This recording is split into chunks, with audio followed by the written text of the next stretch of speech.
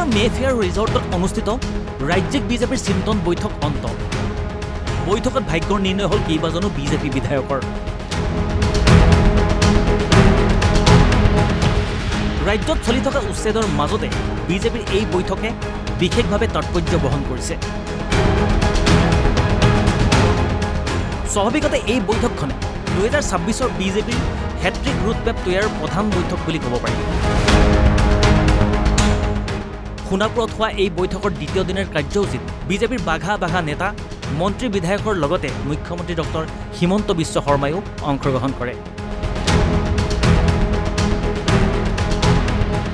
প্ৰথম দিনাই বিজেপিৰ 22জন বিধায়কৰ ৰিপৰ্ট কাৰ্ড তন্নতন্নকৈ আলোচনা কৰাৰ লগতে আগন্তুক নিৰ্বাচন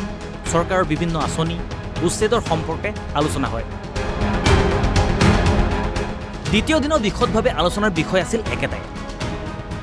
মুখ্যমন্ত্ৰী ৰাজ্যিক সভাপতিসহ মুঠ 51 প্ৰতিনিধিয়ে বৈঠকত ভাগ লৈছিল BL সন্তোষে ৰাজ্যিক নেতৃত্বক দিলে দিছপুৰ দখলৰ মন্ত্ৰণা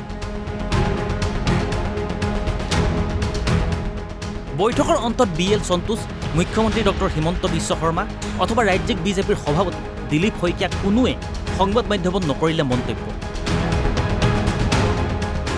সাংবাদিকৰ সন্মুখত বৈঠক সম্পৰ্কত কোনো তথ্য নিশ্চিত নকৰিলেও এই বৈঠকে ভাগ্য নিৰ্ণয় কৰিলে বহু বিজেপি বিধায়কৰ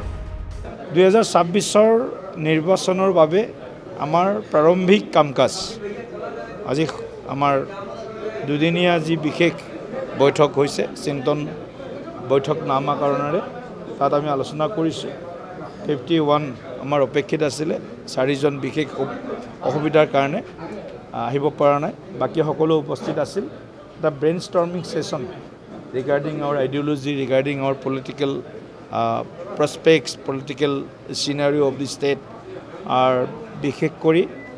আমাৰ নিৰ্বাচনৰ প্ৰচাৰ অভিযানৰ পৰা আৰম্ভ কৰি আমাৰ সাংগঠনিক দিশ কেনেকৈ কৰিব পৰা যায় চৰকাৰখনৰ আঁচনিসমূহ কেনেদৰে অনাগত দিনত ঠিক কৰিব পৰা যায় প্ৰধানমন্ত্ৰী ডাঙৰীয়াৰ ভ্ৰমণ গৃহমন্ত্ৰী ডাঙৰীয়াৰ ভ্ৰমণ ৰাষ্ট্ৰীয় সভাপতিৰ ভ্ৰমণ আৰু বিটিআৰ নিৰ্বাচন ঠিক তেনেকৈ আমাৰ সোণোৱাল কছাৰী নিৰ্বাচন ইত্যাদি যিবিলাক আগন্তুক বিষয় আছে শিলচৰ পৌৰসভাৰ নিৰ্বাচন গোটেইবিলাক বিষয় তাত আমি পুংখানুপুংখভাৱে আলোচনা কৰি আমি আগবাঢ়িছোঁ সাংগঠনিক বৈঠকো হয়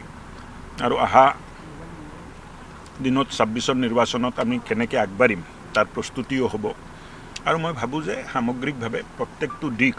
এই দুদিনীয়া বৈঠকত আলোচনা হ'ব কিদৰে জয়ৰ হেট্ৰিক কৰিব বিজেপি কেনেকৈ আকৌ দিছপুৰ দখল কৰিব গেৰুৱা দল ইয়াৰো ৰণকৌশল প্ৰস্তুত হ'ল সোণাপুৰৰ এই চিন্তন বৈঠকতে এই নিৰ্বাচনৰ বিভিন্ন দিশ সামৰি যোৱাকালি আৰু আজি আমাৰ কিছু ইণ্টেনচিভ ডিছকাশ্যন হৈছে আৰু এই ডিছকাশ্যনত অসমৰ বিভিন্ন সামাজিক ৰাজনৈতিক অৰ্থনৈতিক দিশৰ ওপৰত আলোচনা অনুষ্ঠিত হয় আৰু আগন্তুক 2026 চনৰ নিৰ্বাচনত ভাৰতীয় জনতা পাৰ্টিক আগুৱাই লৈ যোৱাৰ ক্ষেত্ৰত যাতে চৰকাৰৰ বিভিন্ন স্কিম 100% যাতে আমি সফলভাৱে আগন্তুক দিনবোৰত লৈ যাব পাৰোঁ প্ৰতিটো জাতি জনগোষ্ঠীক আগুৱাই লৈ যোৱাৰ ক্ষেত্ৰত আমি যি ধৰণে আমাৰ চৰকাৰে বিগত দিনবোৰত কাম কৰিছে গতিকে সেই জাতি জনগোষ্ঠীৰ একেলগে আমি আগুৱাই লৈ যাবৰ কাৰণে যি ধৰণৰ ব্যৱস্থা গ্ৰহণ কৰিব লাগে তেনেকুৱা ব্যৱস্থা গ্ৰহণৰ বিভিন্ন কথা বতৰা আমি ইয়াত আজি অনুষ্ঠিত হৈছে টিকট বুলি কোনো কথা নাই ভাৰতীয় জনতা পাৰ্টিক লৈ আলোচনা হৈছে ভাৰতীয় জনতা পাৰ্টিৰ 2026 চনৰ নিৰ্বাচনত ভাৰতীয় জনতা পাৰ্টিয়ে কেনেদৰে বিজয় সাব্যস্ত কৰিব পাৰে আৰু বিগত দিনতকৈ আমি অহাবাৰ কিমান ভালদৰে আমি কিমান বেছি সংখ্যক আসন লাভ কৰিব পাৰোঁ আৰু কিমান বেছি সংখ্যক ভোট আমি